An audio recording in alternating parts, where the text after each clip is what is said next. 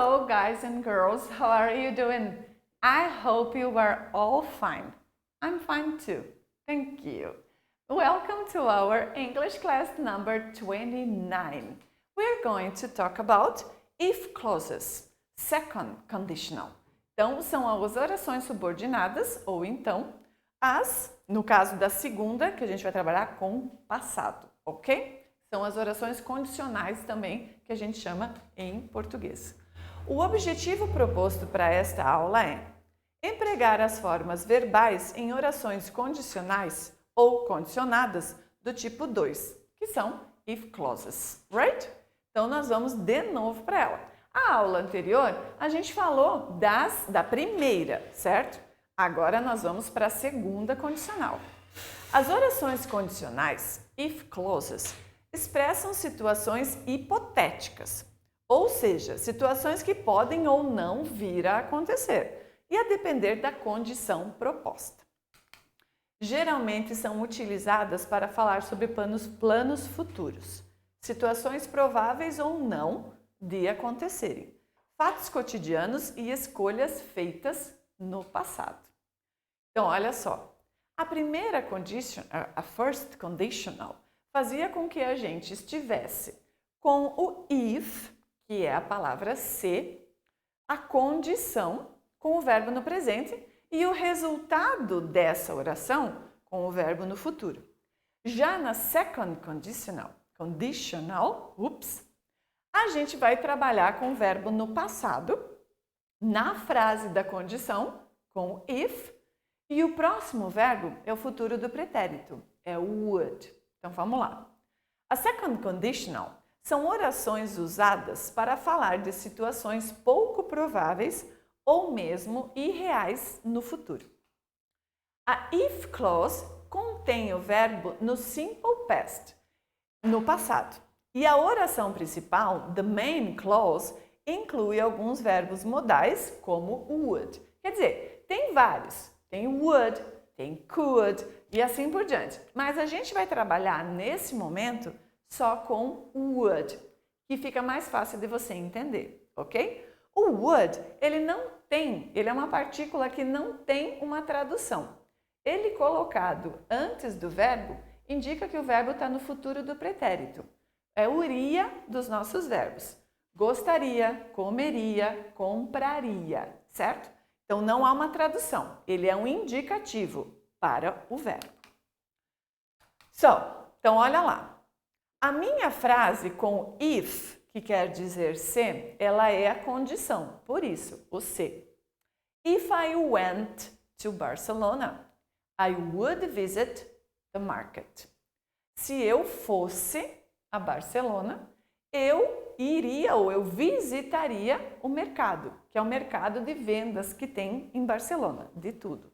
Então, olha só, a minha frase que dá a condição, ela precisa estar com o verbo no passado, certo? No passado simples. If I went to Barcelona, certo? A frase condicional com if, que é o se, que mostra a condição, e o verbo no passado simples. If I went to Barcelona. Aí, o resultado possível ou não está na frase seguinte. I would visit the market. Eu visitaria o mercado. O would, então, não se traduz, mas ele aparece na frente do verbo principal, que é o visit. Então, visitaria, ok? Então, o fato que pode vir a acontecer com o verbo no pretérito, que é would. No caso, é o futuro do pretérito. Eu pulei a palavra futuro. Vamos para outro exemplo. Eu, de novo, em Paris. Lá na outra aula que a gente visitou o museu, eu visitei um museu em Paris. De novo, estou em Paris. If I lived in Paris, I would be happy. Se eu morasse em Paris, eu seria feliz. Então, olha lá. A frase com a condição if e o verbo no passado. E a próxima frase, então, com o would, que é a condição que expressaria, certo? Se eu morasse, esse subjuntivo, como eu já falei na última aula para vocês, não existe na língua inglesa, certo? Por isso que a gente usa o verbo no passado.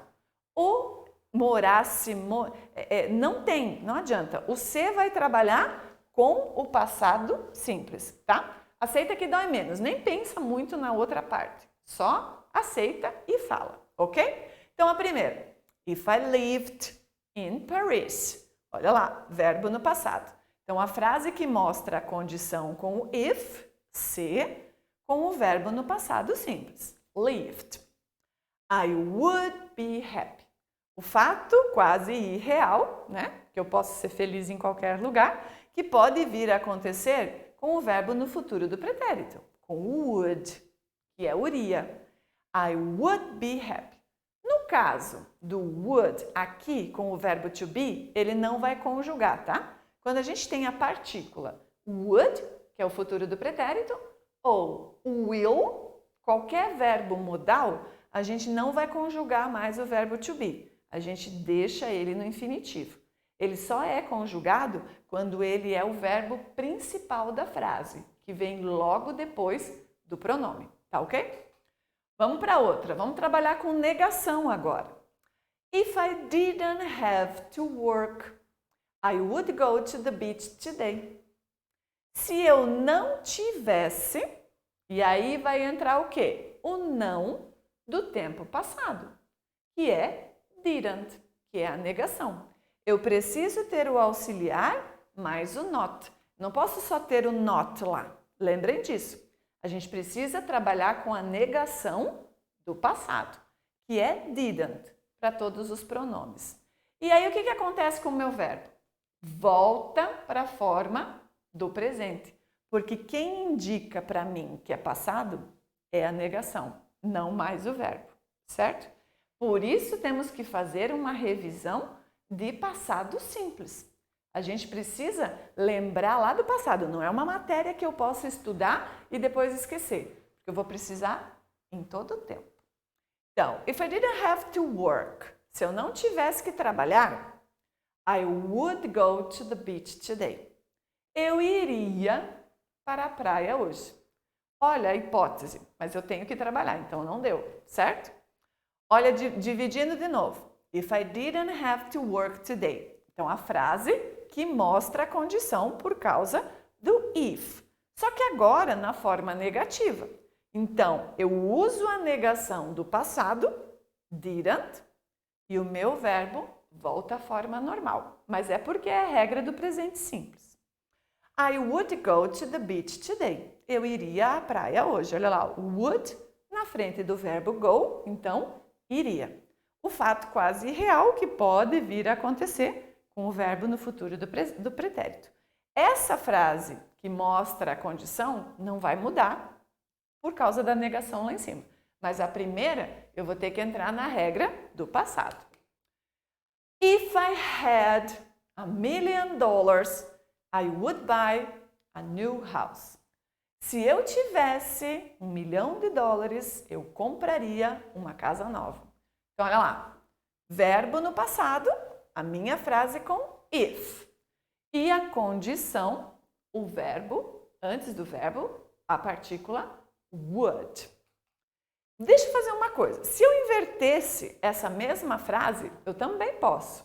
Porque aqui quase nós podemos dividi-la como duas. Eu posso dizer I would buy a new house if I had $1 million. Eu compraria uma casa nova se eu tivesse $1 milhão.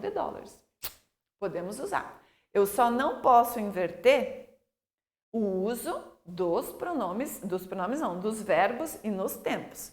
A minha frase com if sempre vai ter verbo no passado.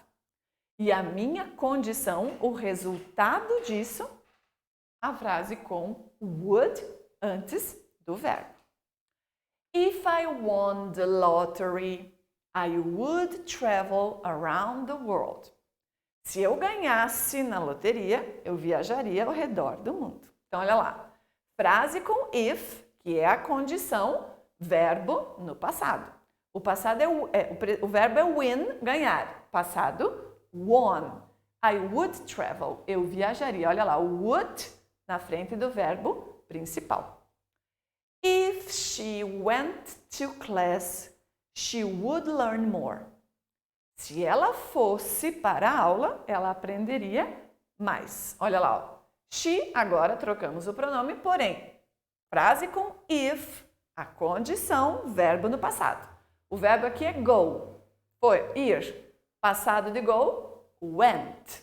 Teacher, como que eu vou lembrar qual é o passado?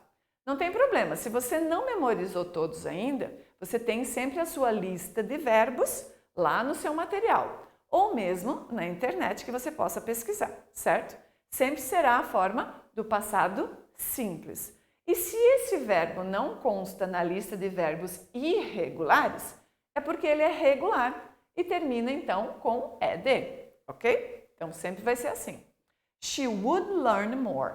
Então, o resultado, ela aprenderia mais. Verbo learn, would, fica na frente dela. Eu não abreviei nenhuma dessas frases aqui para a gente poder treinar. Mas a abreviação do would é só o D. Então, poderia ser she, apóstrofe D, should learn more, certo? Eu não abreviei, para a gente treinar bem. Outro exemplo, tem vários aqui para você conseguir memorizar. If John were happy in his job, he wouldn't be looking for another one. Se o John estivesse feliz no seu trabalho, ele não estaria procurando por outro emprego, né? Outro trabalho. Aqui a gente tem o verbo to be, certo? A conjugação do verbo to be no passado. Was e were, ok? No caso do John, a gente sempre fez isso. Nós temos um nome. Se nós trocarmos o nome John pelo pronome, o John é he, ok? E a conjugação do verbo to be para he seria o was. Porém, essa daqui é uma exceção. Sempre vai ser were, tá? Com todos os pronomes, inclusive I. Não vai ser if I was, e sim if I were. Se você quer um exemplo, procura a música da Beyoncé, que aí vai ficar mais fácil. Eu só precisava lembrar o nome dela. Se eu não me engano, o nome da música é If I Were You ou Were You, que mostra essa condição e o uso do verbo to be como exceção. Então, if John were happy, olha lá, o verbo to be também no passado simples. He wouldn't be looking. Ele não estaria. Agora o would ganhou o não. Mas a sua formação ficou toda normal, certo? Ele só recebeu o not junto com a partícula.